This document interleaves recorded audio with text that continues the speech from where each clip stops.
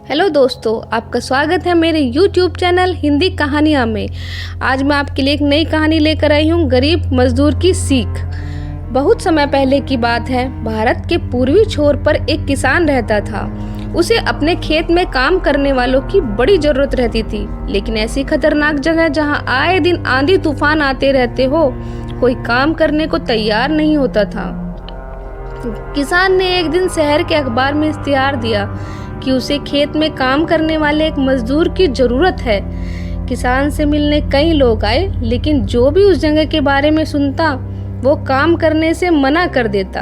अतः एक सामान्य कद का पतला दुबला अधेड़ व्यक्ति किसान के पास पहुंचा। किसान ने उससे पूछा, क्या तुम इन परिस्थितियों में काम कर सकते हो? बस जब हवा चलती है तब मैं सोता हूँ, व्यक्ति ने उत्तर दिया। किसान को उसका उत्तर थोड़ा अजीब लगा, लेकिन चूंकि उसे कोई और काम करने वाला नहीं मिल रहा था, इसलिए उसने व्यक्ति को काम पर रख लिया। मजदूर मेहनती निकला। वह सुबह से शाम तक खेतों में काम करता। किसान भी उससे काफी संतुष्ट था। कुछ ही दिन बीते थे कि एक रात अचानक ही जोर जोर से हवा बहने लगी।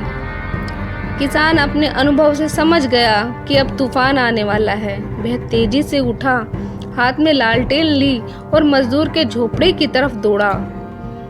जल्दी उठो, देखते नहीं तूफान आने वाला है। इससे पहले कि सब कुछ तबाह हो जाए, कटी फसलों को बांधकर ढक दो और बाड़े के गेट को भी रस्सियों से कस दो, किसान चीखा। मजदूर बड़े आराम से पलटा और बोला, नहीं जनाब, मैंने आपसे पहले ही कहा था कि जब हवा चलती है तो मैं सोता हूँ। यह सुन किसान का गुस्सा 7वें आसमान पर पहुंच गया। जी में आया कि उस मजदूर को गोली मार दे, पर अभी वो आने वाले तूफान से चीजों को बचाने के लिए भागा। किसान खेत में पहुंचा और उसकी आंखें आश्चर्य से खुली रह गई। फसल की गांठें अच्छे से बंधी हुई थी और तिरपाल से ढकी भी थी।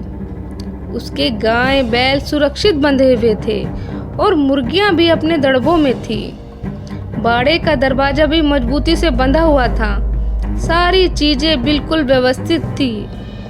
नुकसान होने की कोई संभावना नहीं बची थी।